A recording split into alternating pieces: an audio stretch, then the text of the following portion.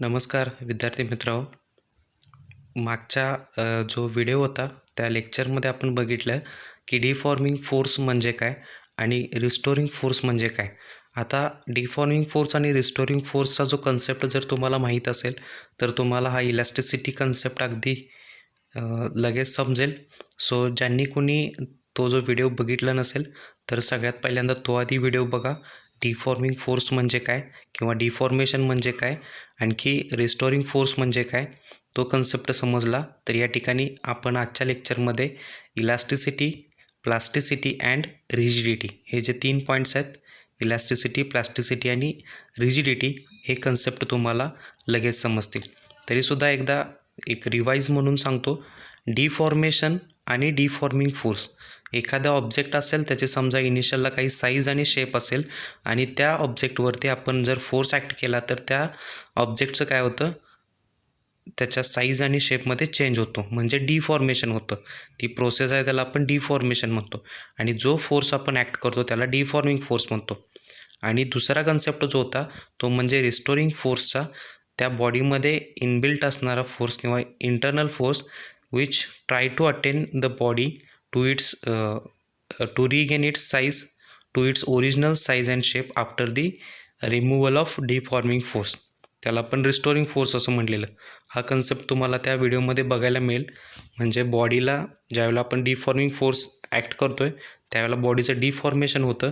जेव्हा तुम्ही deforming force remove करताय त्यावेळेला बॉडीमध्ये असणारा जो इंटरनल फोर्स आहे तो काय करतो, त्या बॉडीला त्याच्या ओरिजिनल साईजला आणण्यासाठी, रिगेन करण्यासाठी यूज होतो आणि त्या फोर्सला काय म्हणायचं, रिस्टोरिंग फोर्स. मग तीच कन्सेप्ट या ठिकाणी इलॅस्टिसिटीचा जो पॉईंट आहे, या इलॅस्टिसिटीमध्ये कन्सेप्ट आहे बघा. त्याच्यामध्ये आपण सुरुवातीला इलास्टिक बॉडी म्हणजे काय हे बघू आणि त्याच्यानंतर मग प्रॉपर्टीज असेल किंवा त्याची डेफिनेशन असेल. So see, elastic body means it is defined as the body that regain its original size and shape after the removal of deforming force. बघा, एखादी बॉडी असेल, त्या बॉडीवरती जेव्हा आपण फोर्स ॲक्ट करतो, फोर्स ॲक्ट केल्यानंतर त्या बॉडीचं काय होतं, साईज चेंज होतो किंवा शेप असेल तो शेप काय होणार, चेंज होणार. कोणत्याही बॉडीवरती तुम्ही फोर्स ॲक्ट केला तर त्या बॉडीचं साईज शेप चेंज होणार. मग जेव्हा तुम्ही तो फोर्स वापरलेला आहे तो फोर्स ज्यावेळेला काढून घेता त्यावेळेला समजा ते बॉडी त्याच्या ओरिजिनलची सुरुवातीची साईज होती किंवा सुरुवातीचा जो शेप होता त्या शेपला जर येत असेल तर ती जी बॉडी आहे त्या बॉडीला इलास्टिक बॉडी असं म्हणायचं. The body which regain its original size and shape after removal of deforming force or external force, that body is called as elastic body. त्या बॉडीला आपण काय म्हणायचं, इलॅस्टिक बॉडी. आणि इलॅस्टिक बॉडी म्हणजे काय, ज्या बॉडीवरती आपण फोर्स ॲक्ट केल्यानंतर त्याचं डिफॉर्मेशन होतं आणि फोर्स रिमूव्ह केल्यानंतर ती त्याच्या ओरिजिनल साईजला येते, त्या बॉडीला इलास्टिक बॉडी असं म्हणायचं. That body is nothing but the elastic body. Then next concept आहे इलास्टिक प्रॉपर्टी. आता elastic property is what, it is an ability of body to regain its original dimensions after removal of deforming force. ती जी body आपण मगाशी बघितलं elastic body म्हणजे काय, म्हणजे ज्या बॉडीवरती फोर्स ॲक्ट केल्यानंतर डिफॉर्मेशन होतं आणि फोर्स रिमूव्ह केल्यानंतर त्याचं ओरिजिनल साईजला येण्यासाठी रिगेन करतं, त्या बॉडीला इलास्टिक बॉडी म्हणतो. आणि ही जी प्रॉपर्टी आहे, that property or the ability of that body, this ability or this property किंवा त्याला आपण फिनॉमिनॉन म्हणू, या फिनॉमिनॉनला काय म्हणायचं, इलास्टिक प्रॉपर्टी असं म्हणायचं. Elastic property is the property or it is an ability of body to regain its original dimension after removal of deforming force. Deforming force remove केल्यानंतर जी बॉडी आहे ती त्याच्या ओरिजिनल डायमेन्शनला रिगेन होते, ओरिजिनल डायमेन्शन ॲक्वायर करते, त्या प्रॉपर्टीला काय म्हणायचं, elastic property of that body. Then त्याची एक सिम्पल डेफिनेशन जे आपण आत्ता बघितलं तेच डेफिनेशनच्या फॉर्ममध्ये कसं म्हणता येईल, तर elasticity is defined as the property of body by virtue of which it tends to regain its original shape or size on removal of deforming force. म्हणजे मराठीत सांगतो, डिफॉर्मिंग फोर्स रिमूव्ह केल्यानंतर बॉडी त्याच्या ओरिजिनल साईजला येण्यासाठी प्रयत्न करते आणि ही जी प्रॉपर्टी आहे त्या प्रॉपर्टीला काय म्हणायचं, इलॅस्टिसिटी और इलॅस्टिक प्रॉपर्टी. आता याच्यामध्ये महत्त्वाचा पार्ट आहे की there is no perfectly elastic body in nature. हे सगळ्यात महत्त्वाचं वाक्य आहे. There is no perfectly elastic body in nature.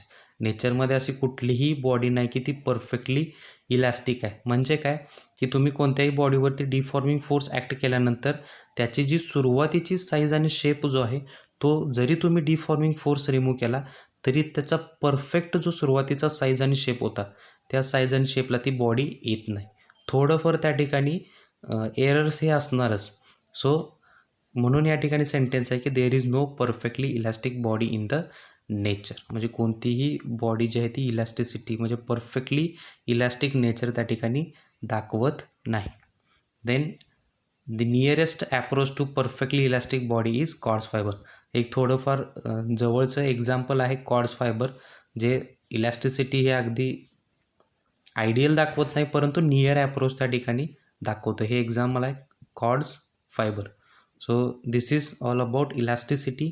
Elasticity ही काय आहे, प्रॉपर्टी आहे. एखाद्या बॉडीवरती आपण डिफॉर्मिंग फोर्स ॲक्ट केल्यानंतर डिफॉर्मेशन होतं आणि ज्यावेळेला तुम्ही डिफॉर्मिंग फोर्स रिमूव्ह करता त्यावेळेला ती बॉडी काय करते, त्याच्या मूळच्या साईज आणि शेपवरती येण्यासाठी ट्राय करते आणि ती जी प्रॉपर्टी आहे त्या प्रॉपर्टीला इलॅस्टिसिटी असं म्हणतात. आणि ती जी बॉडी आहे जी त्याच्या मूळच्या पोझिशनला येते त्या बॉडीला काय म्हणायचं, इलास्टिक बॉडी असं म्हणायचं. So this is all about elasticity. दुसरा पार्ट आहे प्लास्टिसिटी. आता प्लास्टिसिटी म्हणजे इलास्टिसिटीचं थोडंसं अपोज आहे असं म्हटलं तरी चालतं आहे. बघा, प्लास्टिक बॉडी म्हणजे काय, it is defined as a body that does not regain its original size and shape after removal of deforming force. जेव्हा समजा एखादा आपण ऑब्जेक्ट घेतला आहे आणि त्या ऑब्जेक्टवरती फोर्स ॲक्ट केला आहे. पहिल्या व्हिडिओमध्ये आपण बघितलं डिफॉर्मिंग फोर्सचा कन्सेप्ट बघत असताना आपण बघितलं की एखाद्या ऑब्जेक्टवरती आपण डिफॉर्मेशन फोर्स किंवा एक्सटर्नल ॲप्लाइड फोर्स ज्यावेळेला आपण ॲप्लाय करतो आहे त्यावेळेला काय होतं, त्या बॉडीचं डिफॉर्मेशन होतं. म्हणजे बॉडीचं काय होतं, साईज असेल किंवा शेप असेल तो काय होतो, चेंज होतो. आणि जेव्हा त्या ठिकाणी तुम्ही डिफॉर्मिंग फोर्स रिमूव्ह करताय त्यावेळेला इथं मात्र काय होतं, जी काही बॉडी आहे त्या बॉडी जेव्हा आपण डिफॉर्मिंग फोर्स रिमूव्ह करतो त्यावेळेला त्याच्या ओरिजिनल साईज किंवा शेपमध्ये येत नाही किंवा त्याची जी साईज सुरुवातीची होती ती रिगेन करत नाही किंवा ॲक्वायर करत नाही. मग अशी जी बॉडी आहे त्या बॉडीला काय म्हणायचं, प्लास्टिक बॉडी. म्हणजे जरी आपण फोर्स ॲप्लाय केलेला काढून घेतला तरी त्या ठिकाणी ती जी बॉडी आहे ती त्याचा मूळचा शेप रिगेन करू शकत नाही किंवा it does not regain its original size and shape after the removal of deforming force.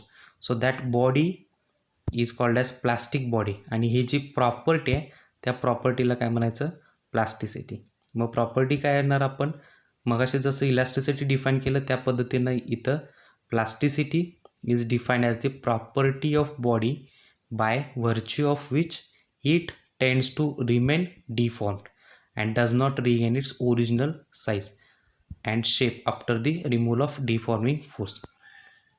पुन्हा एकदा सांगतो, एखाद्या बॉडीवरती ज्यावेळेला आपण डिफॉर्मिंग फोर्स ॲप्लाय करतो आहे त्यावेळेला इथं प्लास्टिसिटीच्या बाबतीत काय होतं, त्या बॉडीवरचा डिफॉर्मिंग फोर्स जरी रिमूव्ह केला तरी त्या ठिकाणी जे काही डिफॉर्मिंग फोर्समुळं त्या ठिकाणी साईज किंवा शेप जो चेंज झालेला होता तो ॲज इट इज राहतो. जरी तुम्ही डिफॉर्मिंग फोर्स रिमूव्ह केला तरी तो काय जातो, साईज आणि शेप ॲज इट इज राहतो किंवा थोडंफार रिगेन व्हायला मदत होते. मग अशा पद्धतीनं ज्या बॉडी आहे त्या बॉडीला प्लास्टिक बॉडी म्हणतात आणि ही जी प्रॉपर्टी आहे या प्रॉपर्टीला प्लास्टिसिटी असं म्हणतात. So plasticity is nothing but the property of body by virtue of which it tends to remain deformed. हे महत्त्वाचं आहे, it tends to remain deform and does not regain its original size and shape after the removal of deforming force. हे एक महत्त्वाचं आहे, after the removal of deforming force. जरी deforming force remove केला तरी काय होते, body tends to remain deformed. Body deform पोझिशनलाच remain राहते. आणि ह्या प्रॉपर्टीला काय म्हणायचं, प्लास्टिसिटी असं म्हणायचं.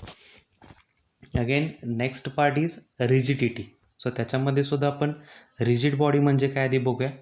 Rigid body is defined as the body that does not change it's original size and shape even when large force is applied on it. म्हणजे ही मात्र अशी बॉडी ज्याच्यावरती तुम्ही एक्सटर्नल फोर्स कितीही अमाऊंटचा जरी फोर्स त्या ठिकाणी ॲप्लाय केला, आपण डिफॉर्मिंग फोर्स असं म्हणू, जरी तुम्ही डिफॉर्मिंग फोर्स ॲप्लाय केला त्या बॉडीवरती, तरी त्या बॉडीची जी ओरिजिनल साईज किंवा शेप असेल ती साईज आणि शेप काय होत आहे, अजिबात बदलत नाही. मग अशी जी बॉडी आहे, ज्या बॉडीवरती तुम्ही कितीही फोर्स ॲप्लाय केला तरी त्या ठिकाणी त्या कोणताही त्याच्या साईजमध्ये किंवा शेपमध्ये असेल कोणताही बदल होत नाही, त्याला आपण रिजिड बॉडी असं म्हणतो.